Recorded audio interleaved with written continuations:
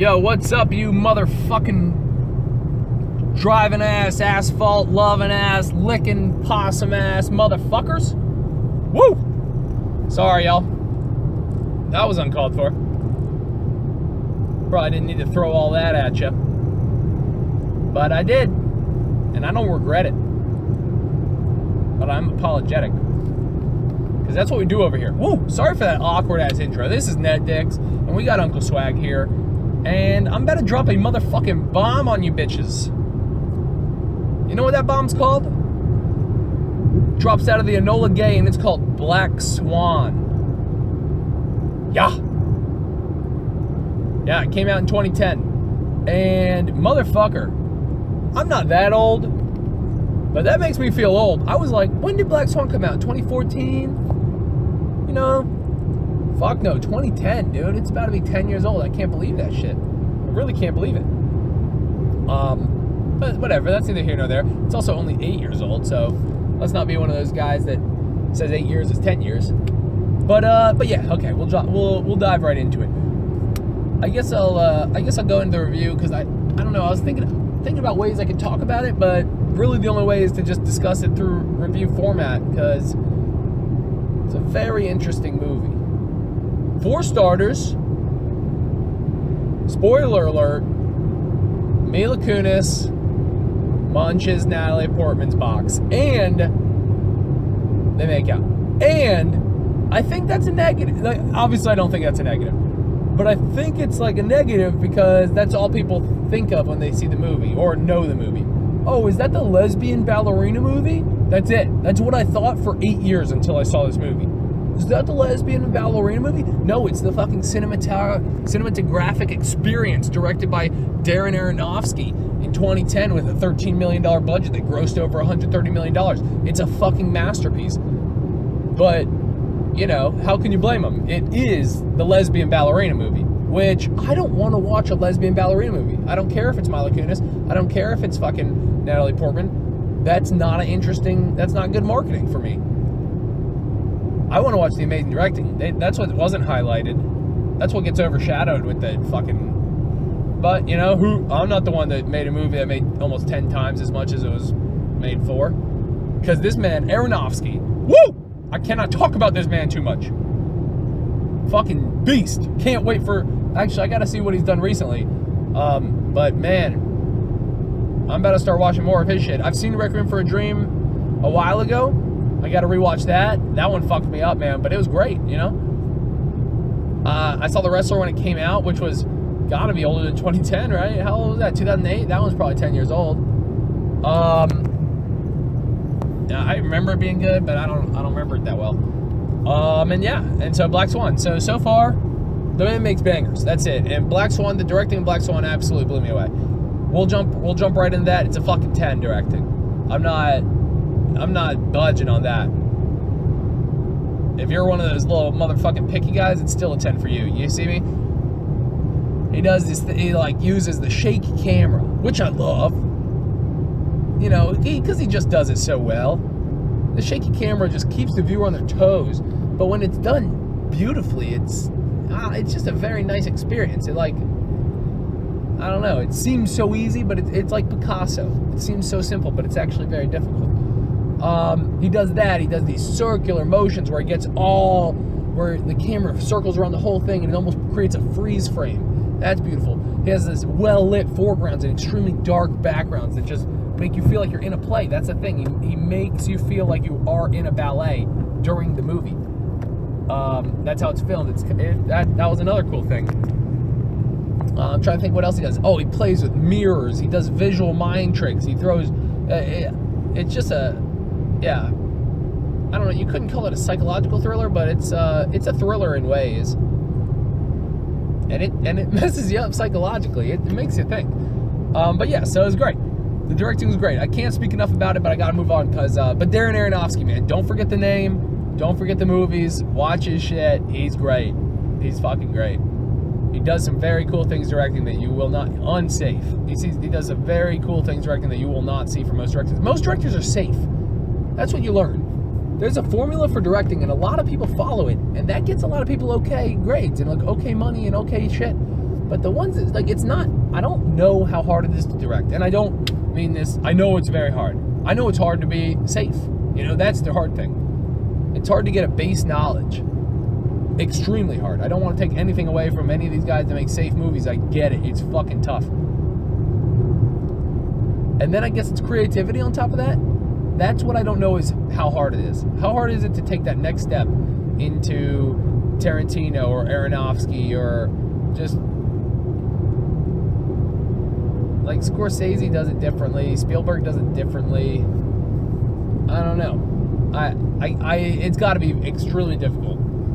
But it kind of bums me out how safe some people, some directors are. So, I'll move on. This shit's dragging. I'm sorry, guys. The acting, 10 out of 10. It's got to be, guys. The acting was fantastic. Natalie Portman, I'd say it was the best role I've ever seen her in. I was trying to think of ones that could beat it out. I watch a lot of Natalie Portman movies, man. She gets me going. I like her. She's a little cutie pie. She's a great actress. Yeah, she's great. I like her. I like watching her. Hope this isn't sounding weird. But yeah, this was her best acting. Mila Kunis, perfect secondary role. Perfect. They offset each other. It's a whole plot thing. She's the white swan. Mila Kunis is the black swan. And oh my goodness, I don't think they could have cast it any better. That was fucking awesome. The mom was played awesome. The director, the ballerina director, was portrayed fantastically, man. Everybody was great. Every role, every line was great. I'm gonna give a writing an 8.5. You know, the writing was good, but this was a little on the safer side. And it wasn't like crazy safe. It was just like there lacked a little dialogue, and that's fine. You know, sometimes it's tough to review movies that are more directorial, tough to review the writing in movies that are more directorial based. So I didn't want to hurt it too much, but also maybe they could have added 20 minutes and added more dialogue. I think that could have been acceptable.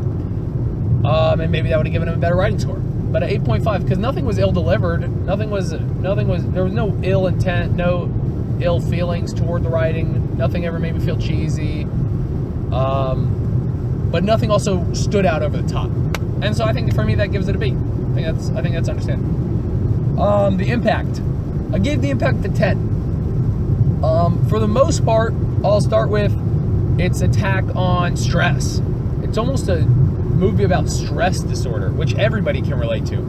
So it's Natalie Portman, and she gets the ballerina role as the Black Swan, and she's, a dedicated ballerina. She's the best in the class. She's a mommy's girl too. Her mom fucking does everything for her, supports her, kind of smothers her though. And yeah, so sorry, I spaced out a little bit. So yeah, and so she just starts getting riddled with stress as soon as she gets this role, which happens to everybody at some point in their life. So she scratches her back, and she has little ticks, and she's literally tearing herself apart. She's convincing herself that things are happening that aren't happening or are happening. There's a little psychological aspect. Then that's when Aronofsky's directing comes in, because he plays into this psychological issue with his directing, and it's a very beautiful combination. So yeah, mostly for the stressing. Secondly, it gets major points for its box office presence. I mean, I don't know, did it win the Academy Award? If not, it placed very high. I know it was nominated. It probably deserved to win Best Picture. People loved it, man. It made a ton of money. Everybody talked about it, created buzz. It must have affected cinematography, at least in that genre. I'd almost call it the Academy Award genre at this point, the Best Picture genre. I won't say he definitely didn't invent the genre, but he picked it up nicely and added a couple dance moves to it. And that pretty much gives you the impact score, I think. The psychological thing, a relationship between a mother and her daughter, and also a daughter and her friends, and partying, and a young girl. It attacks adolescence in a way, or post-puberty? Is that adolescence? I'm not quite sure on those definitions. But it has some statements about that, has some statements about how stress, there's a very clear metaphor about stress in there, perfection, how chasing perfection is bad, the black swan and the white swan. A lot of things hit you, and it leaves you pondering. And that's what an impact score is for. It's a 10. I'm not budging on that one. That's a 10 out of 10 impact for me. It sat with me. The plot, I'm giving it a 9 out of 10. And it's because, the impact and plot have a little bit of a combination effect. They, and the director too, they all go together. I say that a lot. I don't know.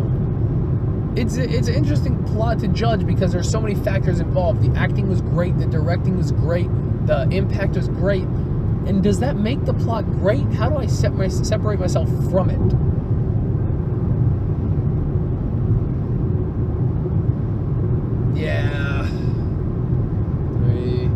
Yeah, okay, I'll drop the plot down to an 8.5. I'll give it a B instead of a... Because it could even be lower than that. I might... Don't be surprised if you see... Actually, I've already posted on Instagram. I think I gave it a... Yeah. Give it an 8.5 on the Instagram. I'll keep it there. I could understand you giving it lower.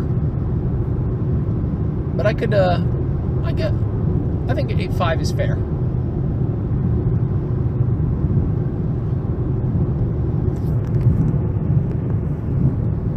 One second, guys. Yeah, I think an 8.5 is fair. Let's see. And then we got the ending. So the ending, I'm going to give a 9. I'm going to give it an 8.7 out of 10. I can't quite give it an A. But it was beautiful in a way, and it kind of, actually, fuck it, I'm gonna give it a 9. I actually liked it. It was beautiful in a way. It encompassed the movie perfectly. It leaves questions. I say this in the Instagram review. It raises questions and answers questions in a perfect balance. So you say, oh, okay, I get it. I think I get it. It wraps up the whole story. She finishes her performance as the Black Swan, and then some kind of psychologically weird stuff happens, and that's what raises the questions. It's nice, and it leaves you thinking, and so that helps the impact score. And it's just a great way to end a movie, especially one like that, one that has you thinking. It's a movie that makes you think with an ending that asks the right questions. And that's about it. It's a beautiful ending. It ended like a ballet. It ended like a play. And it encompassed all the themes of the movie and just tied a nice little bow around it and sent us home happy. I like to call it my movie orgasm. And, you orgasm when you watch a movie. Not literally. But, the plot keeps you going, and you're stroking, and it all comes to the final climax. And that's usually what the ending is. The ending is super important, I think. And it doesn't have to be the greatest. Sometimes you watch an M. Night Shyamalan movie, and, you fucking jizz all over the screen, metaphorically.